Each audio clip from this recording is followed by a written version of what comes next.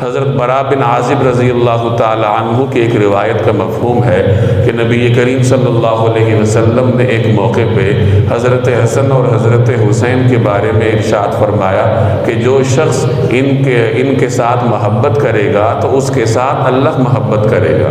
حضرت سلمان فارسی رضی اللہ تعالی عنہ کی روایت کا مفہوم ہے کہ آپ صلی اللہ علیہ وسلم نے حضرت حسن اور حضرت حسین کے بارے میں ارشاد فرمایا کہ جو شخص ان دونوں کے ساتھ بغض رکھے تو اس نے میرے ساتھ بغض رکھا، اور جو میرے ساتھ بغض رکھے تو اس نے اللہ کے ساتھ بغض رکھا، اور جو اللہ کے ساتھ بغض رکھے تو اللہ نے اسے آگ میں داخل کر دیا۔ حضرت شداد رضی اللہ تعالی عنہ ایک صحابی ہیں، وہ فرماتے ہیں کہ ایک موقع پہ نبی کریم صلی اللہ علیہ وسلم باہر تشریف لائے نماز پڑھانے کے لیے، اور آپ صلی اللہ علیہ وسلم نے حضرت حسن یا حضرت حسین میں سے ایک کو اٹھا رکھا تھا۔ تو جب آپ مصلی امامت پر تشریف لائے تو آپ نے اپنے نواسے کو زمین پر بٹھایا اور امامت شروع فرما دی، نماز شروع کر دی۔ جب آپ سجدے میں گئے تو سجدہ کچھ طویل ہوا،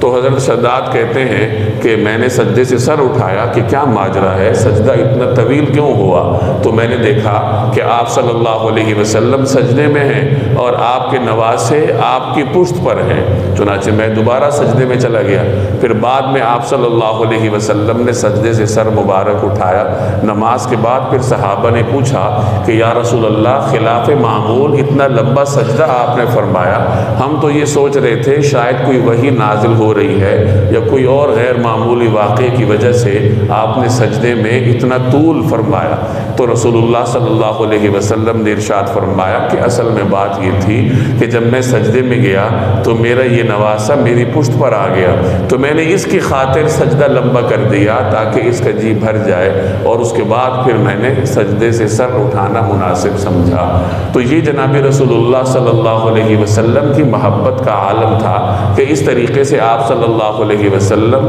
اپنے ان دونوں نواسوں کے ساتھ محبت فرماتے تھے۔ حضرت اسامہ بن زید رضی اللہ تعالی عنہ کی ایک روایت کا مفہوم ہے، وہ فرماتے ہیں کہ میں ایک موقع پہ اپنے کسی کام کی وجہ سے نبی کریم صلی اللہ علیہ وسلم کی خدمت میں حاضر ہوا۔ آپ صلی اللہ علیہ وسلم جب باہر تشریف لائے تو چادر اوڑھی ہوئی تھی، اور ایسا لگ رہا تھا جیسے آپ نے اپنے پہلو میں کچھ اٹھایا ہوا ہے لیکن نظر نہیں آ رہا تھا۔ تو